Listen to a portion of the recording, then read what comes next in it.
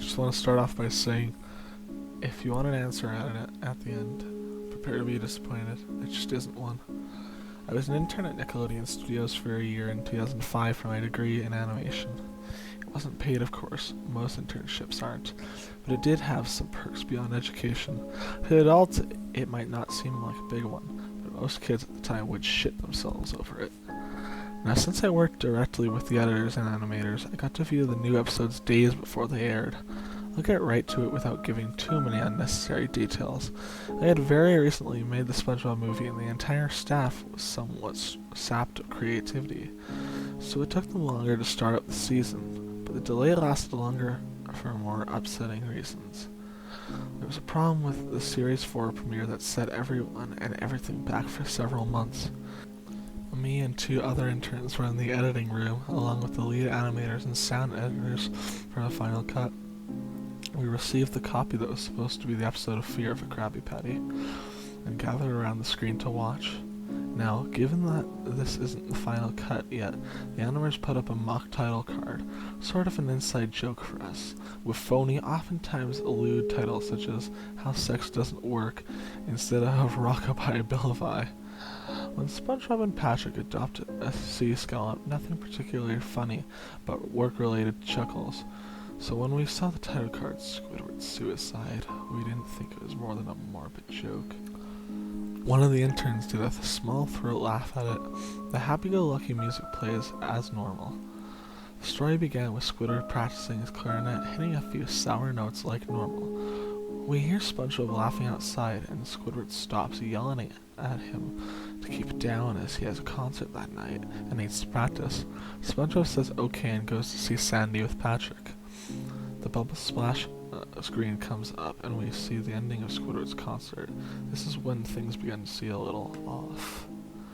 While playing, a few frames repeat themselves, but the sound doesn't. At this point, the sound is synced up with the animation. So yes, it's not common.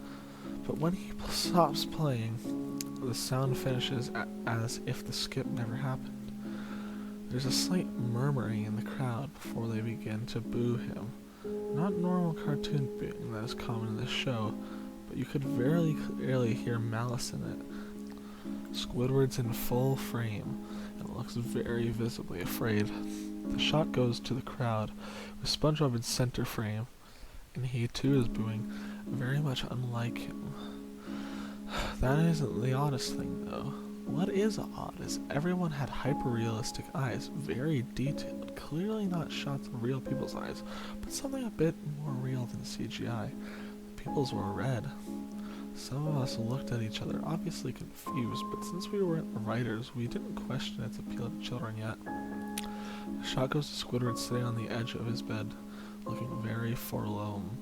The view out of his porthole window is a night sky, so if it isn't very long after the concert. The unsettling part is, at this point there is no sound. Literally no sound, not even the feedback from the speakers in the room.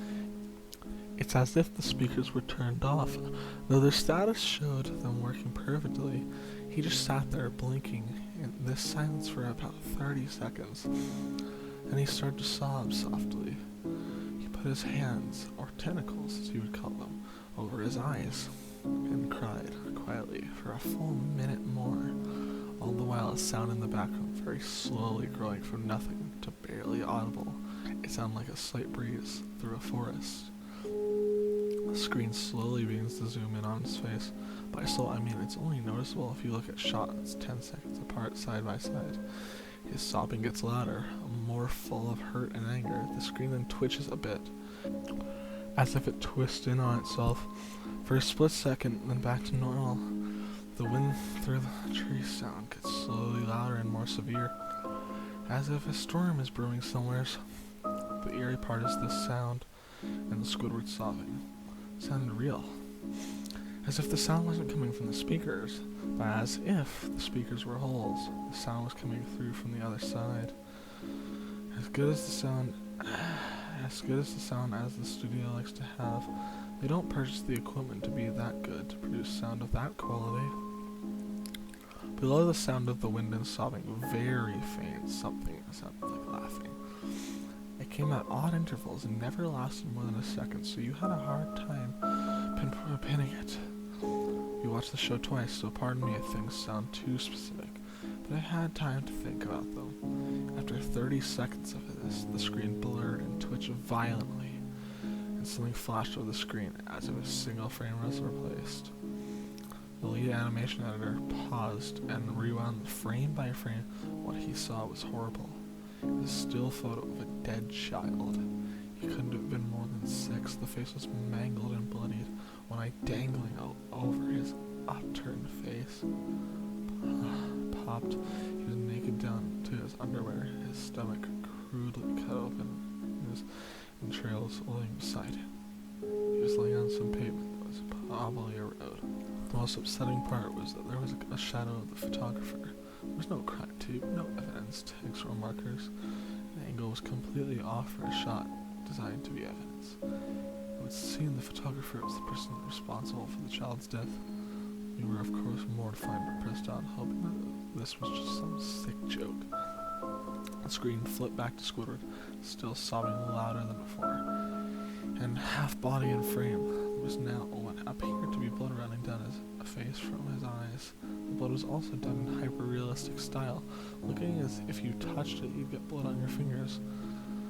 The wind sounded now as if it were that of a gale blowing through the forest. There were even snapping sounds of branches, the laughing, a deep baritone lasting at longer intervals and coming more frequently after about 20 seconds. The screen again twisted and showed a single frame photo. The editor was reluctant to go back. We all were, but he knew he had to. This time the photo was that of what appeared to be a little girl, no older than the first child. She was laying on her stomach.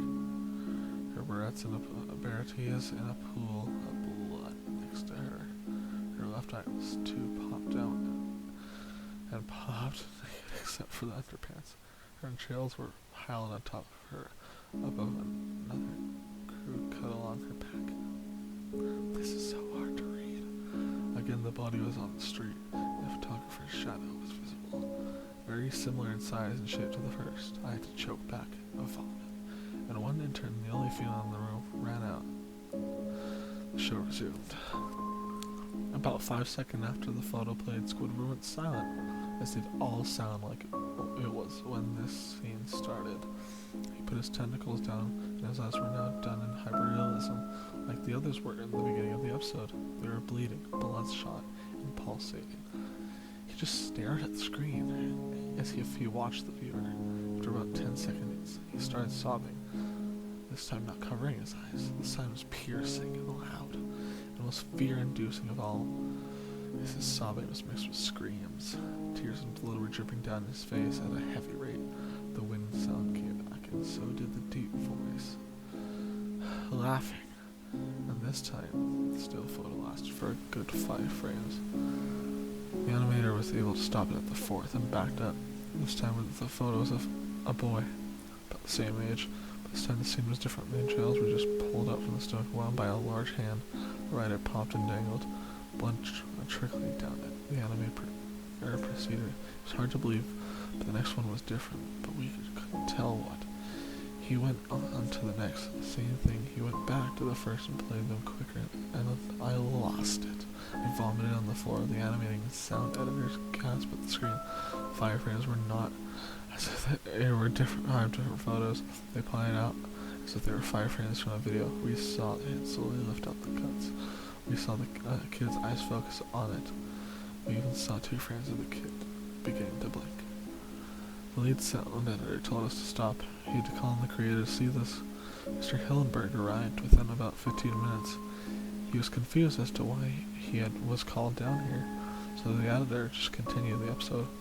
Once the few frames were showed, all screaming, all sounds again stopped. Squidward was just staring at the viewer, full frame of the face for about 3 seconds.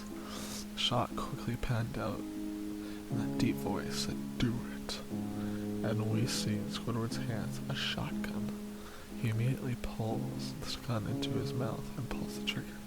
Realistic blood and brain matter splatters the wall behind his bed. He flies back with the force. The last 5 seconds of the episode show his body on the bed, on his side, one eye dangling on what's left of his head above the floor, staring blankly at it. Then the episode ends. Mr. Hillenberg is obviously angry at this. He demanded to know what the hell was going on. Most people left the room at this point, so it was just a handful of us. To watch it again, viewing the episode twice only served to imprint the entirety of it in my mind. It caused me horrible nightmares. I'm sorry I stayed. The only theory we could think of was the file was edited by someone in the chain from the drawing studio to here. The CTO was called in to analyze when it happened. The analysis of the file did show it was edited over by new material. However, the timestamp of it was mere 24 seconds before we began viewing it. All equipment involved was examined for foreign software and hardware, as well as glitches, as if the timestamp may have glitched and showed the wrong time. But everything checked out fine. We didn't know what happened, and to this day nobody does. There was an investigation due to the nature of the photos, but nothing came of it. No child scene was identified. No clues were gathered from the data involved, nor physical clues in the photos. I never believed in the unexplainable phenomenon before, but now that I have something happen and can't prove anything about it, beyond anecdotal evidence, I think twice about things.